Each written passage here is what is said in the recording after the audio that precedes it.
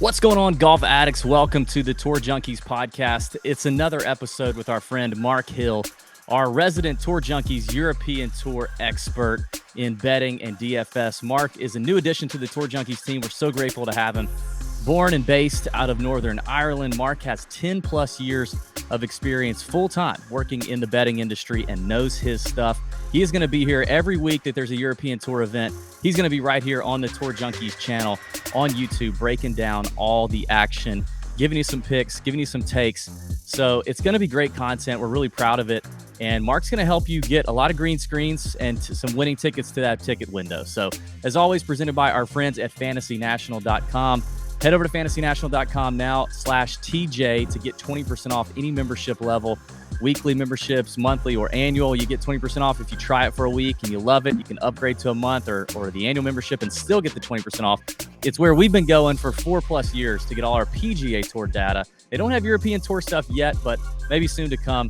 But if you're looking for that, if you're betting on PGA Tour, playing DraftKings, anything at all, fantasynational.com/TJ is where it's at. And all the data is licensed by the PGA Tour to Fantasy National. So you know it's good.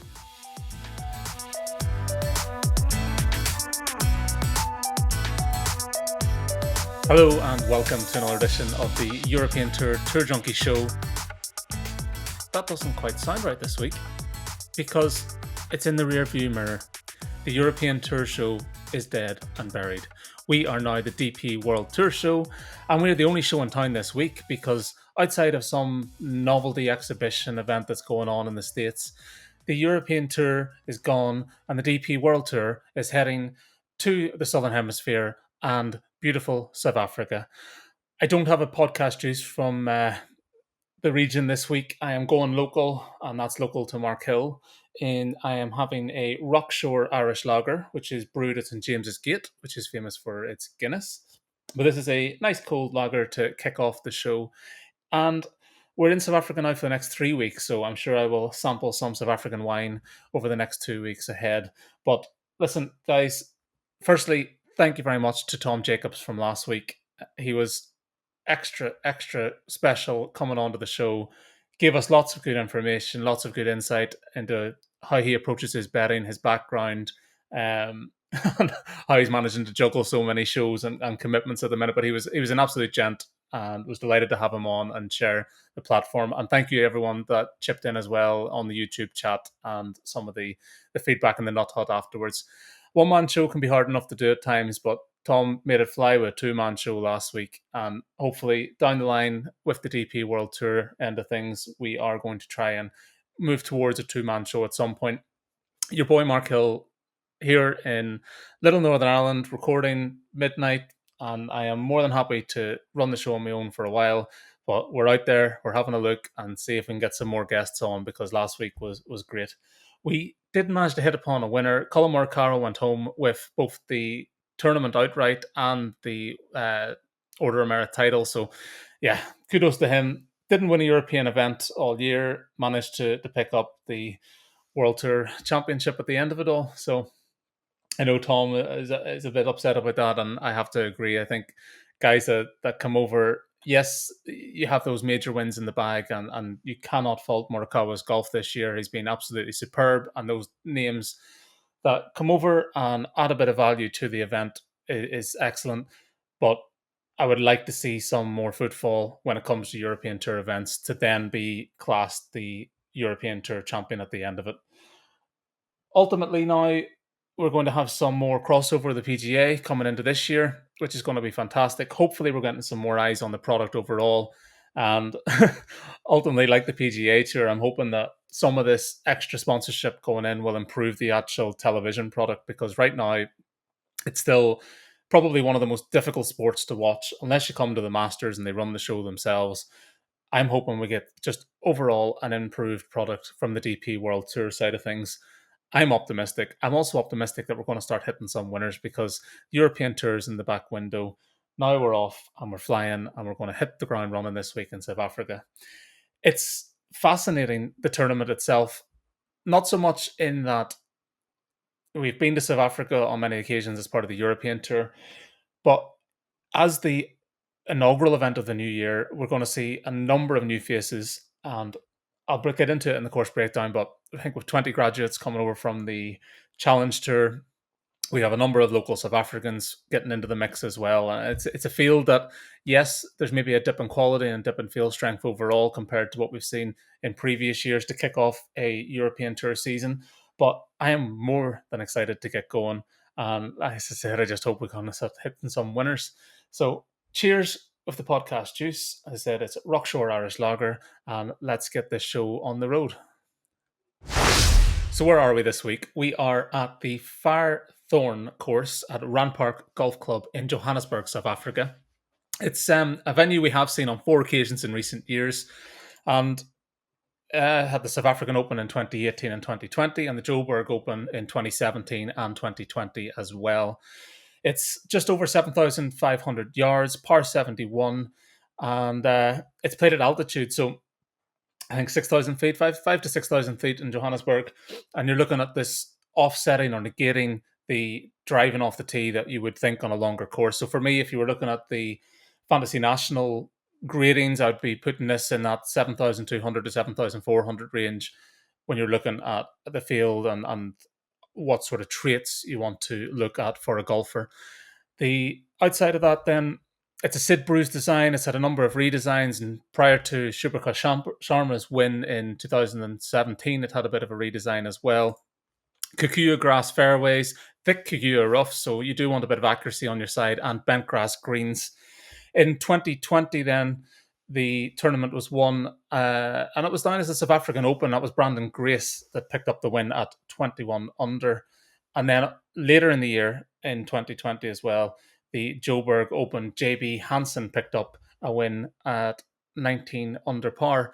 In 2018, South African Open was won by Louis Oosthuizen, and then in 2017, the Joburg Open was won by Shubhakar Sharma at 23 under par. So in terms of target score this week, anything around that range. We are expecting a little bit of wind in the forecast, but nothing out of the ordinary. This time of year as well, you do get a bit of thunder and some rainfall at times. Expect not to hit intermediately throughout the event, but not to have an overall massive impact. If it does soften up a little bit in the afternoons, potentially, but I don't really have a weight into my modelling and thinking this week. It's a Parklands course, tree lined, fairly tight in places. Have to be a little bit nifty around the place. And in terms of key metrics for the course itself, so looking back at the last 4 winners, around the green and short game, scrambling has all played a key factor. Not so much driving distance. Driving accuracy is surprisingly low as well in terms of not weighted too highly. I was thinking tree line course, you want to be fairly accurate, hitting fairways, hitting greens in regulation. Greens in regulation certainly comes into it. Par 5 scoring, there's only 3 par 5s on the course, but you have to be attacking those if you're going to be in the mix for a birdie fest like this should be. And a premium on tee to green this week as well overall. It's one of these courses that really any sort of game can fit. I'm looking for someone who's coming in on hot recent form. That has been a running trend for the previous 4 winners. So whenever Grace and Oosthuizen, Hansen and Sharma have all come in off the back of very good recent form in the last 2 to 3 events before entering this one. And outside of that as well, I'm just looking for someone that has registered a top 10 finish over the last 12 weeks or 3 months. So that, for me, this week, we're at a 142-man field. Something a bit different as well from what we've seen in this sort of event before. It's typically a co-sanctioned event, which sees almost double the field, a real plethora and mix of talent. But this time around, we're 142-man field. We're back to the bog standard. I think it's top 65 and ties as standard for a classified event. So I'm more than happy this week to try and whittle that field down as quickly as possible. As soon as I entered in the metrics of looking the last 12 weeks on a rolling average and looked for anyone who hadn't had a top 10 finish, knocked them out, that whittled the field down in half straight away. So that got me down and down and down. I then whittled it down further with a few other metrics put in, a few model points, and we got down to a short list of 12 golfers. Ultimately, I've come down to 4 at the end. That's making my outright betting card. I love my best bet this week. I'm hoping it lands. It's one of those ones. We're starting a new season, new hope and all that.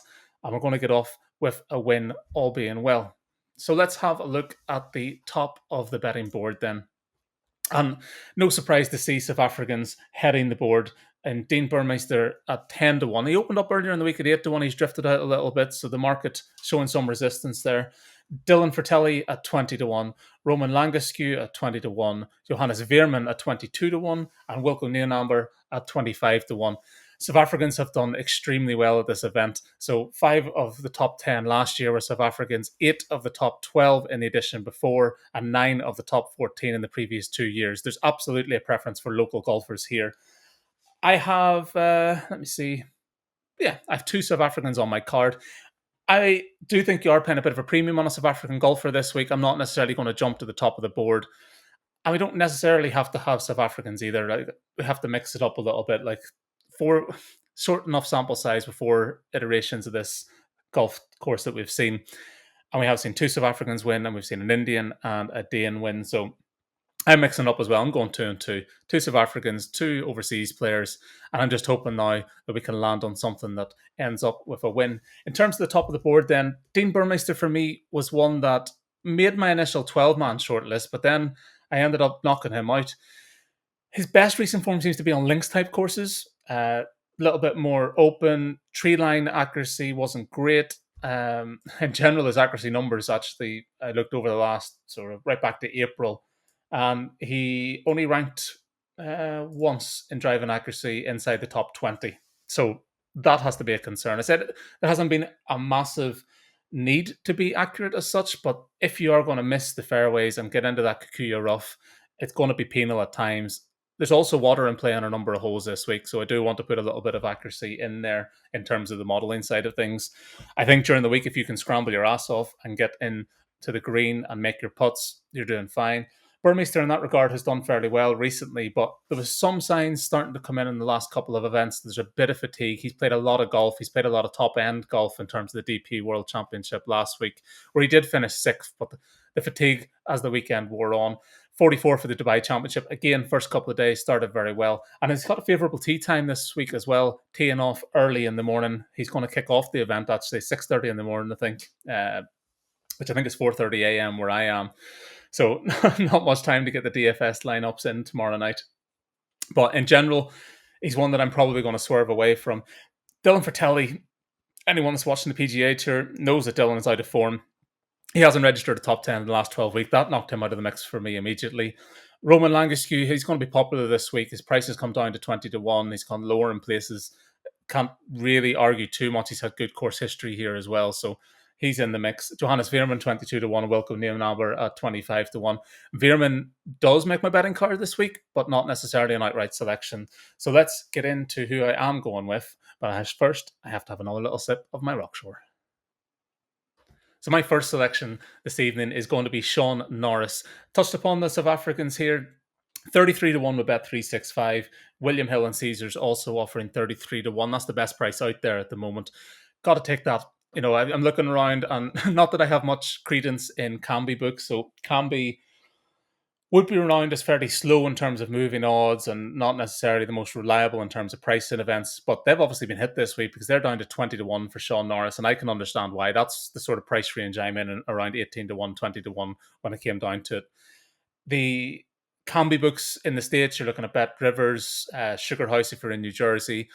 Unibet would be another one stateside. And then over here in the UK, we have, I think, 4 different books at the moment that are Camby operated, including Unibet, 888.com. So there's a number of ones there. Outside of that, the actual golfer himself, he is largely playing on the Japanese tour this year. And what stood out to me was that he has the recent good form. He hasn't missed a cut since back in the British Open on the 18th of July, which is obviously a step up in the European tour end of things, but a higher caliber field than we're seeing this week in South Africa outside of some of the local presence. He does have a 5th place finish at the BMW International Open earlier in the year. And outside of that, over in Japan, he also finished 1st at the Japanese Open, which was around a tree-lined course as well. So around the green, definitely came into play on his way to a 19 under par, 4-shot win. That's the sort of target score we're looking this week. So he's ticking a number of boxes. He's got the local element on side, the local knowledge. In terms of teeing off early as well this week, I'm going to like that because I think he can get out there. He can get a bit of confidence up early. He's playing with no fear. Came out last time a week ago or 10 days ago with a 15th place finish at, now I'm going to butcher the pronunciation of this, but the Taheyo Taiyo Masters in Japan. Traveling back now, I don't think the travel element is going to cause too much concern. He had a Zozo Championship appearance this year on the PGA Tour where he finished 39th as well. Overall, I'm happy with Sean Norris. I think he's providing a bit more value than some of the other South Africans in the market. And if you can get him at 33 to 1, absolutely have him on side. So one unit going on Sean Norris at 33 to 1.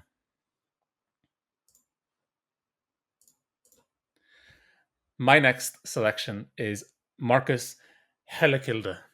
I hope I'm pronouncing that right because we're going to get used to this name over the coming years. This, what is he now? 25-year-old Dane is in flying form. He stepped up on the Challenge Tour this year and done extremely well. He's coming off a first place finish at the Challenge Tour Grand Final. Before that, a second at the Costa Brava Challenge. Swiss Challenge, he knocked that out of the park with another win. The Finnish Challenge, won that event this year. He's got the win equity. He is playing without any fear and distractions. He's doing extremely well. In his two appearances when he did step up this year on the European Tour, he also did well. Fit in his maiden Made in Himmerland tournament, he finished 25th and 12th at the Dutch Open as well, which was actually my first tournament, I believe, when I jumped on the Tour Junkies show with DP and Pat and talked about doing this one solo on the side. The Dutch Open was one we talked about, so I got to see a bit of Helekilde in more detail, and I was very, very impressed. I was reading an article today, and obviously resources and that side of things, we've got 20 guys coming up on the Challenge Tour, and if you get a chance, have a look for Ben Coley's article. You find him on Twitter, and he gives an excellent breakdown of the guys that are coming in this week stepping up from the Challenge Tour side of things. Goes into a lot of depth, and the interesting thing about Helekilde is that he's had a lot of focus, doesn't have social media, which is not something that the Tour Junkies might have on side, but he definitely does in his game. He takes emotion out of the equation, is what one of his mates said about him. This week he's teeing off in the opening group with Dean Burmester and Englishman David Howell at 6:30 local time. I don't think he's going to be phased. He seems like this cool, calm, collected character. He's done extremely well starting fast out of the blocks at other tournaments before falling away a little bit when he's had that step up. The Dutch Open, for example, I think he gained over 5 strokes. 5 strokes ball striking in the first round when I looked back at some of my stats from there. So definitely a golfer that I want to see do well.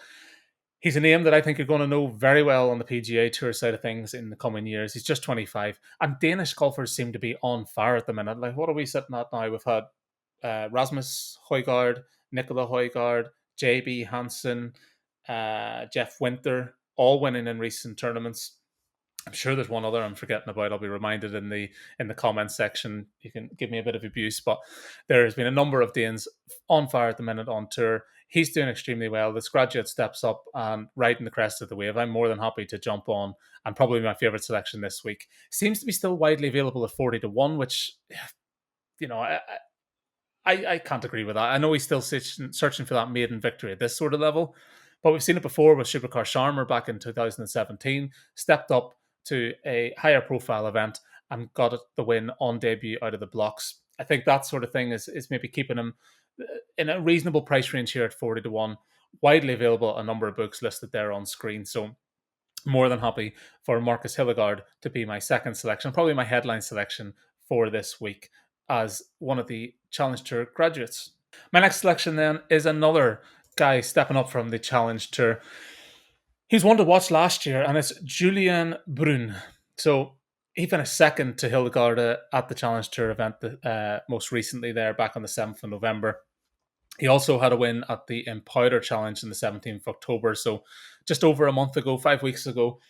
He's what you're going to have to understand this week. It's not like just a Corn Ferry graduate stepping up to the PGA Tour. The golf and the difference between the Challenge Tour and some of these lower end European Tour events or co-sanctioned events, like the Challenge Tour is a very competitive field. You have a lot of guys who've cut their teeth there, done very well, and initially end up on the PGA Tour.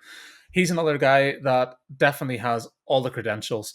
He's a TCU guy. He was one of the best amateurs in the world. Again, credit to Ben Coley's article. He went into this in a lot of depth and talked to how Julian Brune had to rebuild his career. But in terms of the stats side of things, he seems to be doing very well. The recent form also obviously ticked the box there. He has experience on co-sanctioned events in South Africa before. But going into that amateur history where he broke onto the scene and was expected to be this bright young future star of French golf, and it just didn't work out for him. He jumped onto the Mackenzie Tour, thought he could work his way onto the PGA Tour, didn't work out, came home and had to go right back to grassroots, rebuild, restructure. I think Mike Lorenzo Vera, who's on the European Tour, would be his brother is his coach, seems to have really found focus. And you cannot argue with his recent form this year, which has been outstanding. Like, seems to have resettled as well in the Czech Republic, playing out at Albatross Golf Club. So overall, a golfer that ticks a lot of boxes in terms of the model. The recent form is there, and I say 40-1 again. Like Marcus Hildegard, you're getting two of the top prospects coming out of the Challenge Tour. They're a bit wet behind the ear. He's got a bit more experience on his side, coming up to 30 or just turned 30, and has been there, done that in terms of knowing what is expected when you step up in class. I think he's learned a lot from his experiences when he's gone down to the lower end of things. And this week, I'm hoping he's going to bang on the door at the Joburg Open. So my third selection is Julian Brune at 40-1, widely available. I've seen it up at 50-1 on Bovada. Not a book I can personally bet at, but if you have got access to that, grab that 50-1, because I think even in running, he's going to be trading a lot lower than that. So that is my third selection. My final selection, then, only for this week, is Henny Du Plessis. Hopefully, again, I've got that pronunciation right. From my rugby background, I've played with a number of South Africans, and Du Plessis is a fairly common South African surname that I've come across. So fingers crossed that's right, unless rugby commentators have been doing me down for a number of years. 80-1, widely available. BetMGM, best price at 100-1. He's a golfer as well. That is another South African, as I said. Not the huge plethora of amazing history or form or name value. And at 80-1, that's probably why we're getting him at that price. I see DraftKings have priced him up a bit higher than you'd maybe expect for someone coming in at 80-1 on the betting market. And they're maybe on to what he's about. He's the world number 340th, but has won on the Sunshine Tour back in 2017. And he only just turned 25 this month. So, like, he is a young golfer trending in the right direction, something we love to see in these early year events. He did have a second place finish on the South African Tour earlier in the year, the Limpopo Championship. I can just hear or see DB already listening to some of these pronunciations. Limpopo Championship. Yeah, that one's there.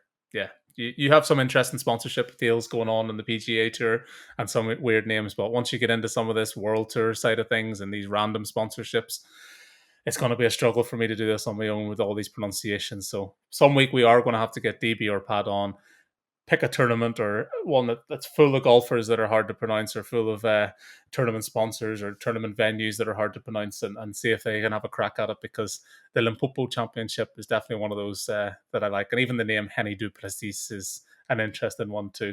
But let's not labor the point. He was ticking the boxes in a number of areas there. The one thing about the Sunshine Tour is that we do have fairly good stats to look at. Challenge Tour, not so much. But he did go back to the Challenge Tour after a little spell on the South African Tour. 2020 was his first real experience of stepping into Europe. He had events in Ireland and I think Italy as well. Didn't do so well. Went home and actually hit the ground running after that brief experience in Europe. Won a number of events, that second place at Limpopo. And then after that, he's gone back to the European Challenge Tour and had a number of good results. 11th at the Lavodril Golf Challenge, 5th at the Maiden Esberg Challenge, and a 4th at the German Challenge. Even more recently then, Challenge Costa Brava 5th and an 18th place in the Tour Grand Final for the Challenge Tour as well. So he's a golfer that initially, as I said, I was whittling down this field, trying to find traits and stuff that I liked. I liked what I seen from some of the stats that we could garner on him from tournaments he's played in. Qatar Masters was another one where he finished top 20 even back in March. So not overawed when he does step up in that class. I think he's learned from that experience when he did go over to Europe in 2020. Didn't quite work out, or 2019 maybe, actually, with the COVID year in 2020. Like what I'm saying about the game, and he's grew up, from the sounds of it, sort of wine country, if you like. And then his dad has just decided on some of those wine vineyards and things. He's going to build a golf course. So he got plenty of experience at a young age. He's only 25 now. Plenty of upside long term, and not another golfer that we're hopefully going to hear more of in the coming years, especially on the World Tour side of things, and hopefully further afield as well. So my final selection at 80 to 1 is Henny Du Plessis. Let's kick off the DFS portion with the 9k and above range then at the Joburg Open. And I'm just going to go into my fades first, because the top of that board at 11,400 is Dean Burmester. He's going to be extremely popular, but that's a high price point for a golfer, as I said, that might be showing a little bit of fatigue after a long year. Don't think he has the accuracy on side. And then just below him at 10,900, I'm going to throw in two fades this week. I'm going to be bold. I'm going to fade Dean Burmester at 11,400 and Dylan Fratelli at 10,900 as well. I think you're playing a premium on the South Africans, which I can understand given how well South Africans have done here, but I think you need to look outside the box when you are picking the South Africans this week. Of course, these two guys have class on their day and can step it up and do well around here. I'm going to venture further afield. Like Dylan Fratelli's averaging 48.5 points on DraftKings lately, and that's just not good enough. Yes, in a higher caliber class, but you're coming back here. I need to see that recent form. I said last 12 weeks he hasn't shown it. I'm happy enough to fade him. So my selections in the 9k range, Sean Norris has said, put him up on the betting portion there. 10,300 would be my first selection. Matty Schmidt seemed to be overpriced. I seen Tom was obviously joined me on the show last week saying that there was 100 to 1s out there. Maybe Skyler on the Pat Mayo show mentioned there was 100 to 1 hung on Matthias Schmidt, which was just crazy. I think he's come in now in the betting, 9,400 in terms of DFS. I'm happy enough to have a look at him. He was one of the 12 that made my shortlist, as was Masahiro Kawamura at 9,300. I've had a little bit of difficulty with Kawamura this year. When I'm not on him, he's done well. When I do jump on him, he hasn't done well. I'm hoping that's not the case this week. If he can sort out the putter, I think he's got the all-round ball striking and tee to green game to be in the mix. And at 9,300, he will be one of my selections in the 9k range. Let's jump over to the 8k range then. And DFS side of things, on the 8k range, there's a number of golfers again that appealed. As I said, each week, it's a smaller sample size, if you like, to look at the 8k range. And this week, the backing side of it wasn't that difficult because Marcus I knew I was going to butcher that name. Marcus Helekilde and Julian Brune, who I put up in the betting portion, are both in this 8k DFS range. 8,900 for Helekilde, 8,700 for Brune. I say betting wise, both coming in at 40 to 1. More than happy to have them. There's some other names that really attracted attention this week.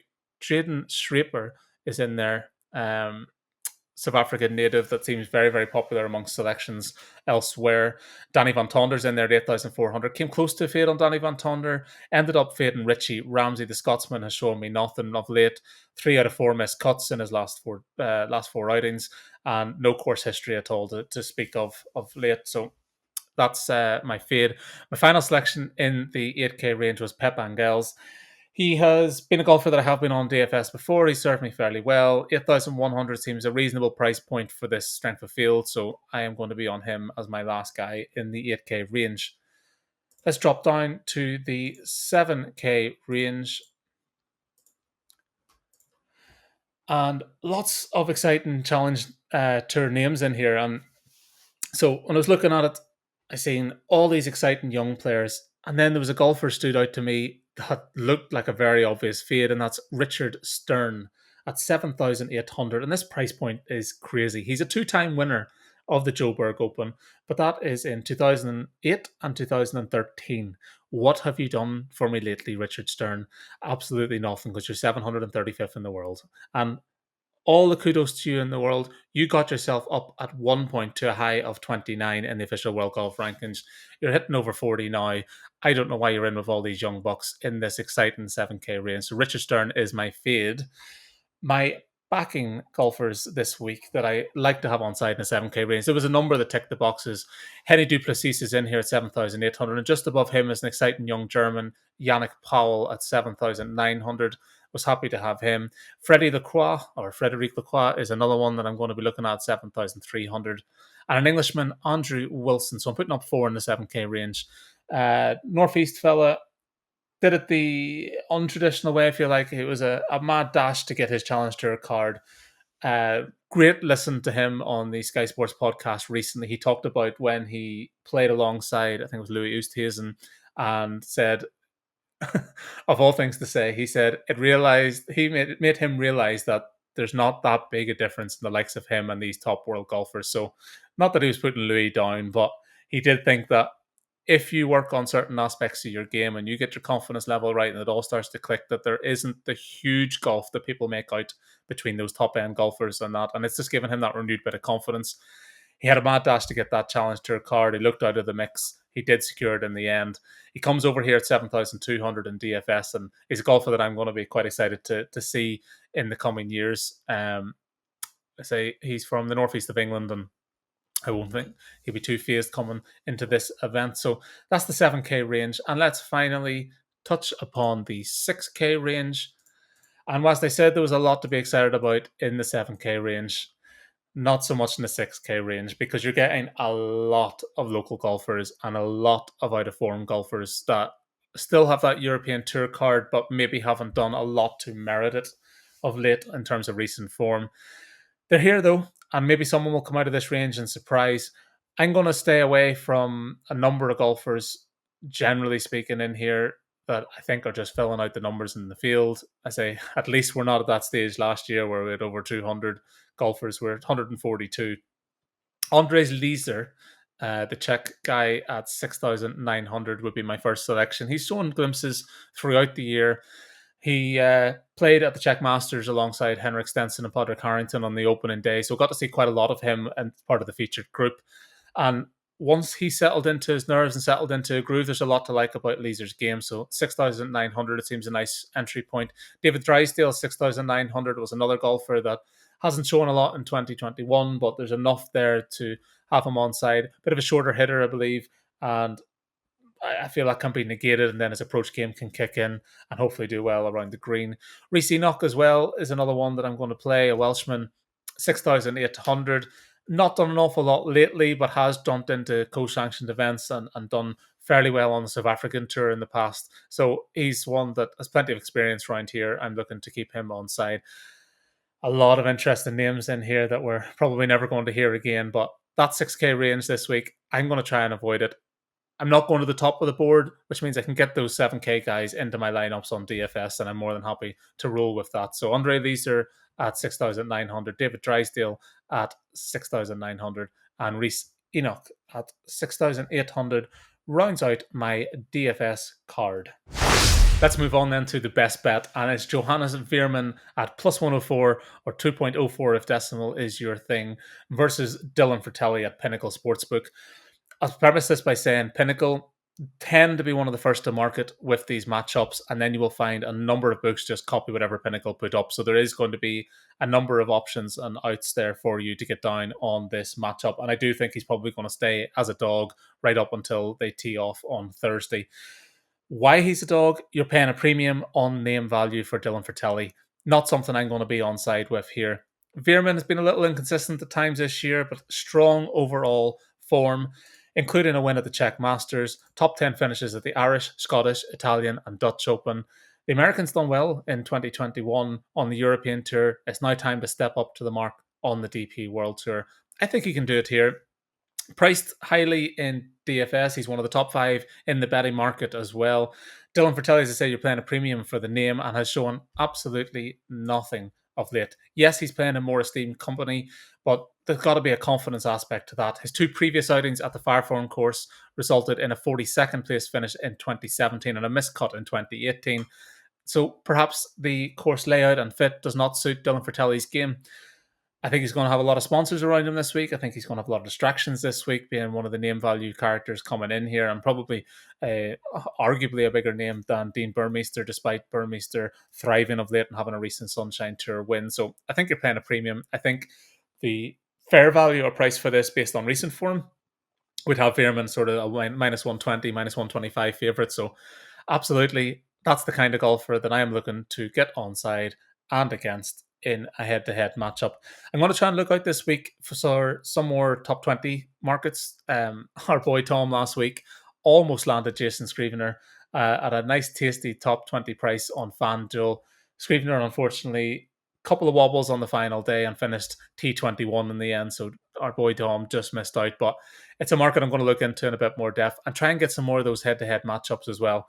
I've got fairly lazy, will I say, honestly, there, where I'm looking at Data Golf and seeing what matchups they have listed. I'm looking at some other resources, seeing what matchups they have listed. But there's a lot of sports books out there in the States now, a lot of options, a lot of different pricing sources, and really there are going to be other matchups out there if I just get off my hole and have a proper look.